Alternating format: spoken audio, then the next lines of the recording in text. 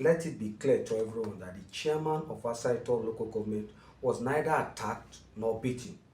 There was nothing like that.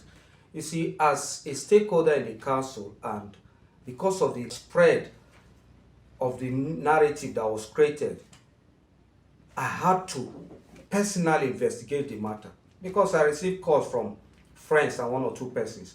And when I did my investigation, I discovered that there was no iota of truth in all that was said or the news that was going around that the chairman was beaten by the councillors. There was nothing like that. In fact, the investigation revealed that the chairman was in his office attending to official matters when the fracas started. It wasn't even at the scene of where the misunderstanding or dispute took place. It was the chairman later they drew his attention to a tense situation, and the chairman went there, resolved the matter, and after that, everybody went their way. But the next thing we started, people like us that were not at home started hearing is that a councillor beat up the chairman for whatever reasons. Some people allege that it has to do with finance. But our investigation revealed that the chairman has addressed every issue, even the emolument of councillors. He pays it regularly. That, in fact, let me say this, that before now, the councillors' sitting allowance were, is it 3.5 million? The present chairman took it to 10 million or so. So when I got all this information via investigation, I was wondering, who must have done this to the council? Not just to the chairman, because whatever that has happened, it's not just to the chairman, it's to the council, Asari-Toru local government council or local government area of Rivers State. That is the image those mischievous people were targeting. And that narrative was created by mischievous persons to undermine the council chairman and also put the council in a bad light.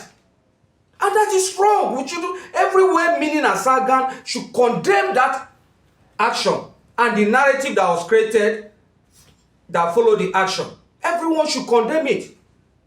And let me say this, that, see, people should be grateful to God. Because the investigation revealed that there is a political undertone to this narrative that went out.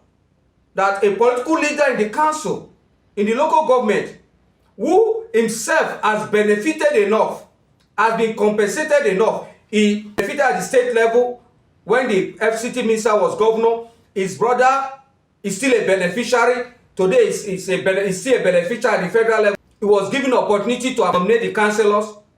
Just because he did not nominate the council chairman, he's not happy about that.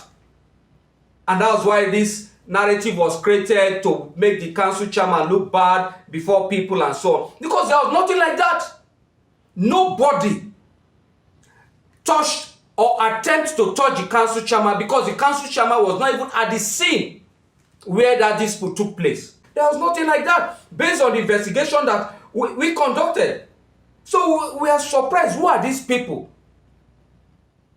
They don't have good intention for the council that must have come up with such narrative. Why do you want the council chairman not to have peace? Let me let us know. Moreover, the people from Asari-Toru local government area in Rivers State, that as we speak today, they should ask why the budget of Asari-Toru local government has not been passed. If you want anything, you can approach the council chairman, you can use diplomacy and get what you want, but not through violence. We condemn violence in that local government area, and it shouldn't be tolerated.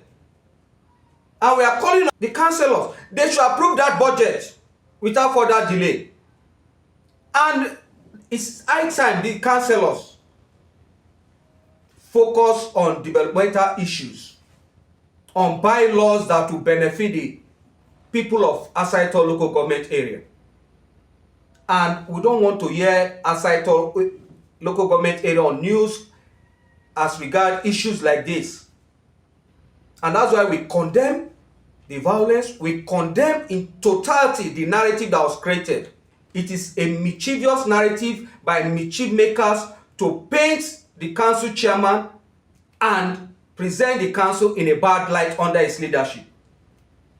We want to plead with all Asari-Toru government area citizens to please ensure that we have a peaceful local government council. And also we want to urge the councillors to please work harmoniously in the interest of the people with the council chairman, and also ensure that without further delay they should pass that budget in the interest of the people that elected them to represent them.